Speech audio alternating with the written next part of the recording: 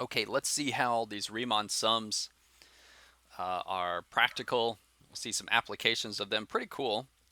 Actually, just this one application will have two parts to it. It says a new medication to treat a certain skin disease is tested.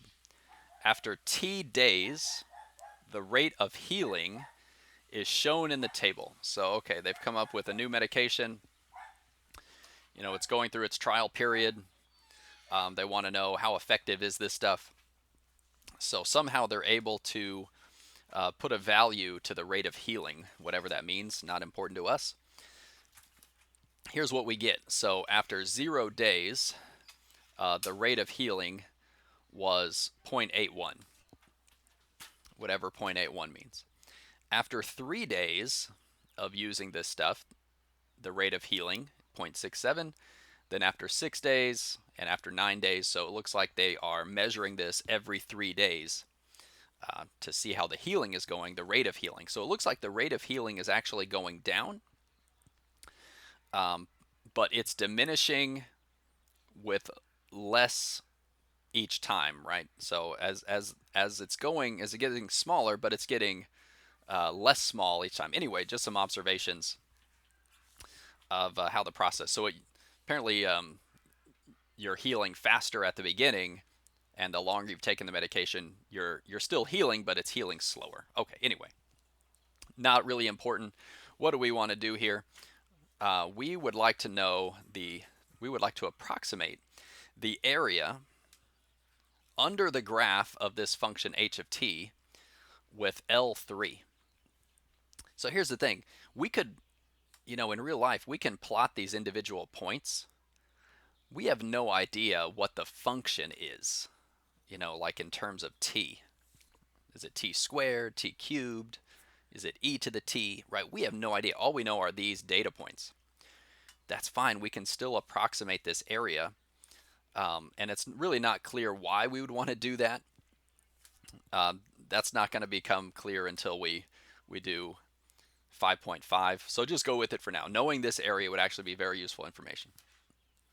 Okay, anyway, to find L3, we need to connect it with antiderivatives and that sort of thing to know the meaning.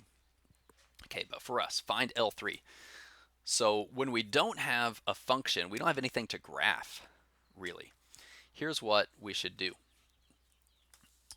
I'm going to make just a number line with those four values, 0, 3, 6, 9. Okay. And I can tell, okay, at 0, the height, the function value is up at, let's say it's up here at 0.81. Okay. At 3, it drops a little bit. It's at 0.67. At 6, it drops a little bit more, 0.55. And at 9, it's down to 0.46. Okay. So I can see the three columns. I want the left, so I'm going to draw this over and down, over and down, over and down.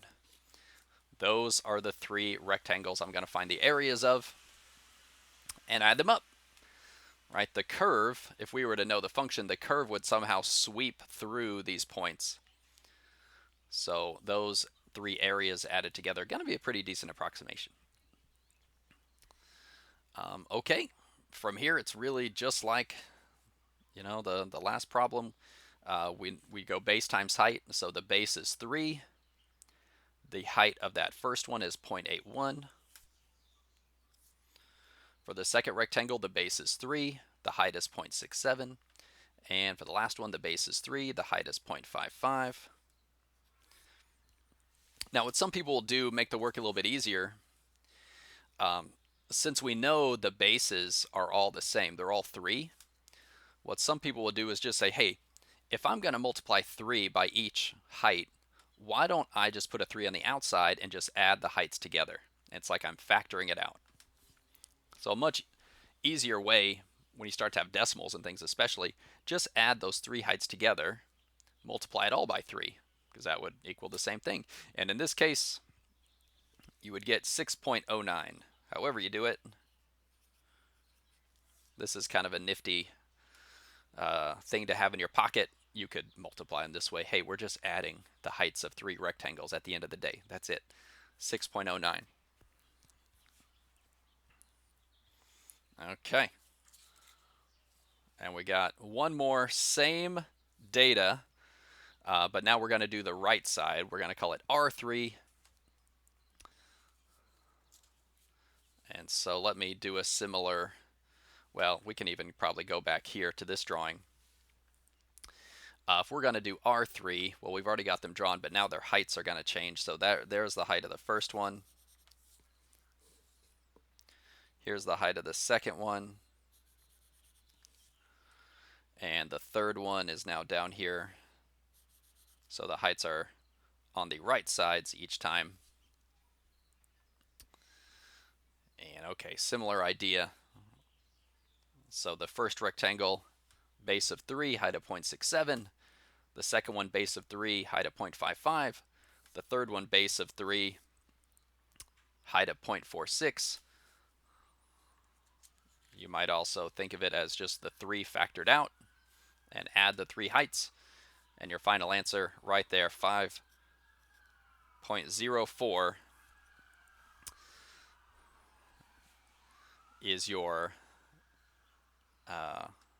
3 subintervals with right rectangles right there. So that's an under approximation. That was an over approximation. We could tell that was happening. But there you go. Some people, if they want to be even more accurate, will even sometimes take the average of those two to get an even better approximation. We're not going to do that. We just like the R3. Okay, turns out that is it for Riemann sums. There's not that much homework. Good luck. See you in the live session.